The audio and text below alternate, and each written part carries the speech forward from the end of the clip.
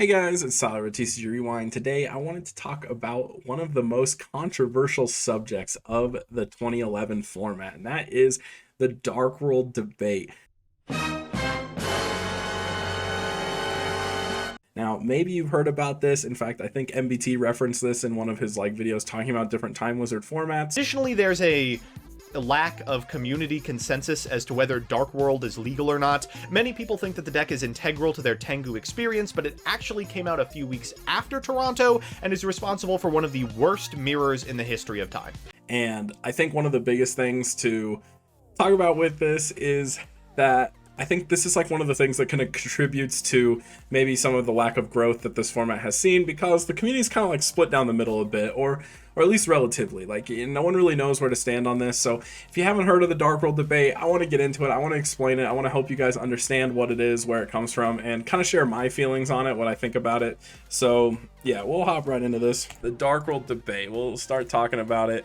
What is it, right? So the Tengu plant format, like I said, has some weird divide, and it's based on what YCS to base the card pool off of. So if you look, a lot of people either base it off of YCS Toronto down here or YCS Columbus over here, right? YCS Toronto was September 18th through the 19th, and YCS Columbus was October 22nd through the 23rd, right? So typically when you are playing a retro format, you are basing it off of a single event. Like, for example, Edison format is based off of the SJC Edison that took place in 2010. And so yeah, it's based on the card pool available at that time. So if you look here, we have this and this, and the only difference between these two formats is, or these two events, is between here and here, the release of Legendary Collection 2, as well as the Dark World structure deck, happened on October 4th and October 18th. So October 22nd, YCS Columbus was the first YCS to have legal play for this Dark World structure deck, right? I feel like for a lot of people, they remember Dark World in this format because it was honestly kind of a big part of it. That being said, historically speaking, at the YCS Columbus, the deck actually underperformed. It did not have any tops in the top cut. A lot of people were prepared for it. And also, I think without the addition of cards like Dark Smog, which comes out in Photon Shockwave, which isn't legal for either of the formats, I think the deck is a bit underwhelming. I don't think it's as strong as people give it credit for. But yeah, that's basically what the debate is, guys. People want to know if we should play Tengu Plant format under the YCS Toronto card pool or the YCS Columbus. Basically saying, hey, do we want to exclude these two things right here? Because that's the primary thing. I think there are other cards released in Legendary Collection 2, but this is the biggest one that was hey, this makes a difference to a degree. A lot of people are fine with or without Great Tornado. It really just comes down to, do we want to play with Dark World, right? So that's kind of where it comes from, what it looks like. So we'll kind of talk about why people want to exclude it, right? So the reason people want to get rid of it is they find the deck unfun to play against. For most of the reason, and I think this is the primary reason people feel this way, is the deck typically focuses on a hand control build. At least a lot of people build it that way. Which honestly has its pros and cons, but I think when it's actually resolved against you, it can feel really bad, right? So people use things like Drag Down, Dust Shoot, Mind Crush, the viruses, and even Skill Drain is in there just as another annoying kind of pesky floodgate. But the biggest thing to think about is that when it feels its worst, it's they resolve Drag Down, they see your hand, and then they hit you with double Mind Crush or something. Mind Crush is a 2 of, Dust Shoot is a 1 of. Or even you have a handful of small monsters, they deck Devi, or a handful of spells or traps and they Eradicator, right? There's just a feeling of hey, I occasionally can get really blown out by Dark World, right? So people think it's unfun to play against, they think it's broken. I've heard people say it doesn't add anything positive to the format or lacks interaction. But I don't necessarily feel that way. I want to kind of talk about, I feel like there are typical reasons as to why you exclude a format or a deck from a format, and I don't ever think those reasons are the reason why that is the case, right? It usually has to be something where it is game warping to the meta, which is why I wanted to kind of address Dino Rabbit, because Photon Shockwave is excluded from both formats. That's the set that Rescue Rabbit as well as the Lagia Dolka was released, right? Dino Rabbit was oppressively broken, like especially in 2011 where priority was still a thing. Dino Rabbit with priority felt incredibly powerful, and I don't know if you could consider it tier zero. We had a very small sample size with it in the format before the ban list, so it's hard to say if it was tier zero or not. But I would say it is definitely like a cut above the rest, where like this type of deck really power crept and reduced what was playable beneath it, right? Like it really closed the gap of like where like in 2011, like one of the best parts about the format is the meta, like Tengu plants, agents, and stuff like that. They don't really feel all that oppressive to play against. Like every deck kind of does its own thing, and you can kind of like the counterplay is really generic, but there's really no counterplay to what Dino Rabbit's trying to do in 2011 because you just normal Rabbit call priority and Valor doesn't work. So like they just turn one set of Logia and decks, you know, like older decks don't really have the tools to deal with that type of like free negation where it's like omni negate, right? Or like a solemn judgment type negate that just is free. Yeah, decks just don't have the tools. So like for the most part, this deck was like actually really oppressive on the meta and really hard. Like I even remember historically speaking, when I played in this format, like this deck was really expensive at the time, and I was trying to find a budget way to handle it, and I would like rack my brain, and it was so hard to figure out how to counter this deck because it just did what it did so well, especially as the builds got more optimized. And it wasn't until like the release of windups and stuff like that and Chaos Dragons where this deck actually had some competition. But for the most part, for a while, this was just like the nutty deck to play, right? This was just so dominant. And so here's why I think the deck should be included. Like why I personally think that Dark World isn't actually as big of a deal as people make it out to be, right? I oftentimes compare it to Lightsworn or even Six Samurai. It's a deck that does its thing, right? Where it focuses on one objective, which is like that hand control idea where like you snipe out of most of your opponent's hand, you play around the remaining cards they have, and you have a big Grapha and it's, you know, pretty free win, right? That's what it does. And it feels kind of strong and like rough to play against, right? In the same sense that like I compare it to Lightsworn, right? Like one time I normaled a card trooper, I milled 2 wolf and a dandelion, and I had 5 cards on board, and if my opponent were to dark hole, it would be a -1, right? Like 5 cards on board with a full hand, right?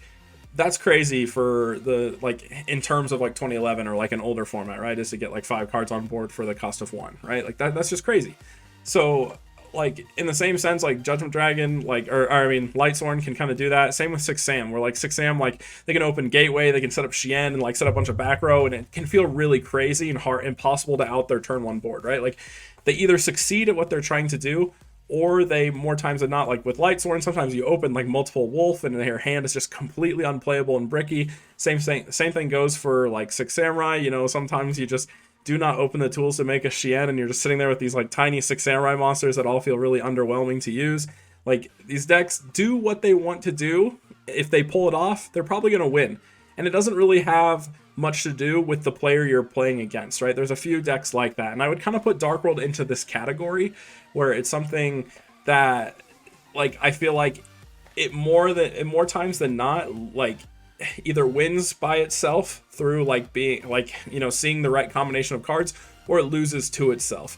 And it's pretty frequent that it loses to itself, like more frequent than you'd actually think. So some of the points I put here is I think one of the positives of having Dark World in the format, it increased options of playability. It's another deck to play, right? And I'm a big fan of having as much diversity as possible, especially in a format where like 2011, where counterplay to things is super generic. A lot of people would complain. I've heard people complain about Dark World saying, oh, I have to commit siding like 3 Gemini Imps to deal with it, and that takes up most of my side deck. But like, not really. I mean, for the most part, like you can just side in like DD Crows and Debunks, and those are generically useful against a lot of decks like Tengu Plants or even X Sabers.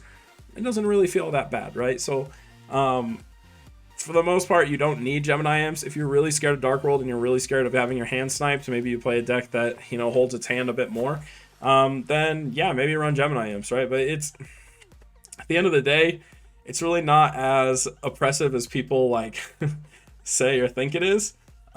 Especially when you really don't have to overcommit to your side deck.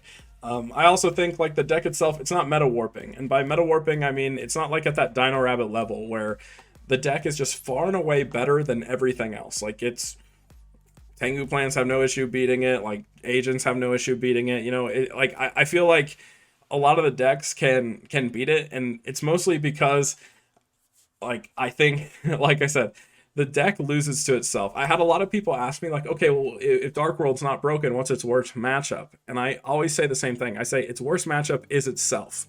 The deck just loses to itself. It bricks very, very frequently, and part of that is because of this little like example I put down here. It requires two specific cards to function, right? So I need a discard spell and a monster, but you cannot have a combination of the two, right? So if I have two discard spells, then and no monster, then there's no play. If I have two monsters, no discard spells, there's no play. You need exactly one and the other for the deck to function and move, and if you don't, then it feels really, really bad. So like that in itself means that you open up a lot of opportunity to brick, where you just open like triple brow and then like, or not triple brow, but you know, like a bunch of Dark World monsters and no spells, or even like, you know, you open like a bunch of Dark World monsters and like an Eradicator but no way to get Grapha engrave. You know, there's all kinds of things that like kind of set you back. Or even sometimes like when you're running Mind Crush, you open Mind Crush but you don't open a way to see their hand, like maybe no drag down or something like that, right? And like if you can't see their hand, like you're kind of guessing or hoping they search something, right, for that card to see value. And then and so like I think like because of that, and like also because of this, it can't exceed tier 1 in power, right? Like the deck is only as strong as its representation. With lower representation, Dark World can sometimes be a bit stronger, but the more people who play it, the worse the mirror match is. Like the mirror match is absolutely terrible, so people don't want to run into the mirror match. It really hinders what Dark World's doing. Like for example, a turn 1 card destruction can feel really, really strong in Dark World, but if you're playing against Dark World, you lose the game. So like, you know, it like running the risk of mirror match can really set the deck back quite a bit. And then also it has really poor game 2s and 3s due to side decking. Like a lot of times like Dark World has insanely good game 1s and people are like, oh, it's so broken, but then you side in like DD Crow Debunk and then you just kind of win by just banishing a Grapha at the right time, and the deck can't really do as much, right? It feels a lot weaker. And then also, like, it has limited build options due to the nature of the deck. So you can't really run Max C or Effect Failure to deal with what your opponent's doing. You really have to stick to your own game plan because of the fact that you're running cards like Drag Down. You can't run anything that stays in your hand. So you need stuff to set. You need stuff to, yeah, like, just, you need, like, stuff that can be placed on the board. So you can, like, use Drag Down, which also means you're really vulnerable to, like, board wipes. And even I'll go back and kind of show some of these cards here. Like all these cards, this is typically the trap lineup you're going to see in a Dark World deck. So they don't actually have a lot of responses to things you're doing. If you control the board and prevent them from letting a monster hit the field, a lot of times you can just poke in and win. Like you can just keep attacking because they don't actually have cards that respond to what you're doing. You typically aren't playing around like a Torrential or a Warning or, you know, Judgment or like Mirror Force. D-Prison, none of those cards are usually represented in Dark World, or if they are, they're in very small quantities. So you can typically play as aggressive as you want to and just kind of poke in and like, yeah, freely attack because they have to stick to their game plan. So if they want to do that hand control style, they actually open up a lot of vulnerability that you can easily be aware of when playing against it. So lastly, I have a little pros and cons list that I wanted to talk about. Some of the pros that I like, this is how I put it, and this is kind of how I see it, right? The pros: Dark World adds another unique playstyle to the format. It's just another deck to play, and I think, you know, the more decks there are to play, the more players that will want to like try that deck. I like having as many options as possible because there's always something that draws people to the format, and ultimately I want this format to grow. I don't think the deck is meta warping. I think it's like a powerful deck, or it can be, but it's definitely not above tier 1, and it's not better than whatever else is present, so I don't really see a reason to exclude it. And again, like I said, more decks, more players. And then this is like the last thing right here for the pros. And I think this is like a really big thing for people to focus on, because I've had a lot of people say like, hey, why don't you just take a vote on it right now? You know, like just vote on whether it should be in there. And my personal take is we shouldn't take a vote on it right now. The format is still really small, right? Like our biggest tournament that we have online, we saw like 40 people. And our goal is obviously to grow it, to make it bigger.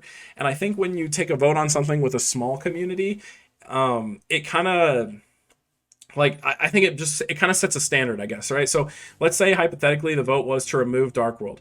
Well, you're never going to know if Dark World was really a problem or not. And it's a lot harder to add a deck to a format than to remove a deck from the format, right? So let's say we got to a point where we were like at Edison numbers and we had 2,000 people playing. We took a vote, 2,000 people voted on this, and it was like, do we want to get rid of Dark World? And we have 1,500 say yes, I don't want to play with it, and 500 say no. Well, that's a bit more convincing, right? Than like 40 people saying yes or no, and once that's set, that standard is set and Dark World's out, right? And you can't ever get it back. For some, that's a positive, but for others, that's a negative. So I personally think that it's way better to just kind of like include it and let it ride and see how it plays out. And then once we get to a point where our format has larger numbers, we can vote it off the island if we need to, you know? But for the most part, is it that pressing? No. I can certainly speak from like the representation I've seen as someone who's ran a lot of 2011 tournaments myself and watched a lot of them play out. Dark World doesn't actually see all that much representation. You know, it's fun for the people who find it fun, but it's also really risky. I really think it's a high risk, high reward deck. I think in practice, people play like on Dueling Book. They play a single match, they run into Dark World, maybe they get swept by it, they get wiped, get sacked, and they're like, oh, it's so broken, I hate that deck. But if you were to like play the deck yourself in tournament, you quickly kind of realize that this deck bricks like crazy. It's really bad. Like one of the examples I can give that I ran into a lot when running like a drag down variant is, let's say you open double field spell with no way to like banish to discard, right? So like you don't have a monster set up in grave for the field spell. So you have 2 field spell and a drag down. Well, now you have to activate one of the field spells, set the other field spell over it, then set your back row, and then activate drag down. So you're just -1 just to get your deck moving. And that feels really, really terrible, right? And that happens a lot. There's a lot of weird situations like that where you just don't have the right requirements to make your deck actually move. Or like maybe your only discard spell is card destruction and all you have is like a brow in hand, and you're like, do I really want to just like set everything and use this really powerful spell on just this one card? It can happen. Especially because typically when people do those hand control builds, they're only running like 3 Grapha, 3 Snow, 3 Brow, and then maybe a Beige. They cut their Dark World count down to like 10 cards plus 3 Tour Guides. And it's like, that's pretty easy to brick on. Like there's only so many really good Dark World monsters, right? And so I don't know. I just think that the deck itself has a lot of its inconsistencies and issues, and it has those moments to pop off. And I think people really hone in on the moments where the deck pops off against them and really kind of forget all the times where the deck kind of fails. So like I said, these are my reasons for why I think it's worthwhile, or like it's okay to keep in the format, for at least for right now. And here are the things that, like, this is the only real issue I have in defense against it, right? Is people say the deck can feel sacky or frustrating to play against. Like, they feel like it doesn't contribute anything to the format or they don't enjoy it. But anytime I hear an argument like that, all I can think of is, like, that little brother situation where you're, like, playing a video game with your brother. Like, maybe you're playing Smash and you beat your opponent, your brother with, like, Marth. And he's like, oh, I don't want to play anymore because that character's OP. You know, that's how I see it. Like, I like cringe out when people are like, oh, this format would be so much better without Dark World. Wah! Like, I just picture people crying. Like, actually, I just think it's like a weak mentality. Like, in reality, I personally find Dark World to be kind of fun to play against. I think there's a lot of ways where you can go against them. They like I said, they don't have a lot of negation or interruption for what you're doing. They have to do what they do, and if they don't, they lose. So like there's a lot of times where you can just summon like a Black Rose and hit 5 cards or something like that. Like, the deck is fragile. It's really fragile. And I think it's a fun challenge to try to deal with the game they're doing and outplay their game, right? Understanding, like, recognizing when they have like 2 cards, like, oh, I have to negate this discard spell, and if I do, they just lose. Like, there's a lot of things like that if you really understand the deck. So my recommendation for you would be, if you think this deck is OP and you really think that it should be excluded from the format, then prove it. Like, come play in our 2011 tournaments where Dark World's legal, win with it, you know? Show us, like, abuse the deck and show how broken it is, right? Because that's how I feel. I feel like if it's as good as, you know, a lot of people say or complain about, then just win with it. And if you can't and you struggle and you lose, then you kind of have to ask yourself, well, why am I losing? Is it because you're bricking? Probably. Like, in reality, like I said, it's a high risk, high reward deck. It's risky to actually take that deck into a tournament, especially because of how weak it is in games 2 and 3. Like, you might have some phenomenal game 1s if you win a die roll, but games 2 and 3, you're going to struggle. It can happen. Also, real quick, before everyone starts crying in the comments because they really don't like Dark World, I get it. We got the baby here. I do want to give a disclaimer. I do want to say one thing, right? YCS Dortmund is the first YCS to do a 2011 side event, and they have chose to do the Toronto card pool. So they're excluding Dark World, which does mean that if more side events kind of go towards that, where they're only doing Toronto, then I think it's likely most communities will just shift to exclusively doing Toronto to follow like Konami's like standards, right? But the reason why I want to raise this debate or talk about it is because I think there is an argument to have Dark World in the format, right? Like I said, I gave my points on why I feel that's the case. And so I think, like I said, once this is set, it's set. And so I feel like if Konami were to take notice that the community actually is fine with Dark World being in it and enjoys it and is actively playing with Dark World in it, then I think they will run Columbus card pools over Toronto. But I do think it's really important that we take the time to do our own research and enable the deck to be played in at least our casual tournaments. So then, as Konami watches the communities, they can be like, okay, it looks like, maybe Columbus isn't working out, or maybe Columbus is fine and Dark World's not a big deal and it's totally fine to have in the format, just basically giving us an extra deck to play, right? So I do think, again, at least give it a chance, because at the end of the day, I think the communities that are playing these tournaments need to set the standard, and I think we should at least try and see if it's actually as broken as people say or think it is. Like I said, I haven't seen it be insanely successful or broken in any of the tournaments I've experienced or watched. I've seen it win tournaments for sure. It can, but it's not crazy, right? So, yeah, just something to think about. Remember, we set that standard as a community, so I think we should at least give it a chance before, I guess, the deck is gone from the format forever, when maybe it didn't really need to be. So, yeah, that's kind of my takes on it, guys. I just wanted to kind of cover where I stand on it, and like I said, I think my current point of view is I think it's not as big a deal as people make it out to be. I think it's actually not that bad, or not that OP or anything like that. I think that over time, through tournaments and more people joining the format, we'll kind of see if it can get abused. And if it can, then we can take action. You can remove it at any time, right? But at the very least, I think it's worth including for now to try to draw in as many people as possible. And if you're one of those people that are like, well, if it's in there, I'm not playing. Well, you got a fragile mental, man. I don't know what to tell you. Like, on the off chance you run into the deck, you just don't want to play an entire format for that. All right, best of luck to you, So that's my take. I really think that it's not that bad, but I do want to know what you guys think in the comments. Let's try to keep it civil. I know this is a somewhat controversial subject, so let's try to keep it civil in the comments. But yeah, we can talk about it. I'm open to discussing, hearing your guys' thoughts and opinions. But yeah, ultimately, I think the proof will be in the pudding. If you show up and win with it and say, hey, I don't want this in here, fair enough, But I think it's got to take like a little bit of time and more players in the pool to actually recognize and see that, hey, this deck is broken. Especially when you think about the fact that, like I said, YCS Columbus, it was legal there and it didn't do anything at that YCS. And I really don't think it saw any success until the release of Dark Smog, which came out in Photon Shockwave. So it's not even legal at this time. Like, Dark Smog really was a card that made that deck feel a lot stronger. So yeah, I don't know. That's my take. Let me know what you guys think in the comments. Thank you so much for watching, and make sure you guys have a great time dueling today.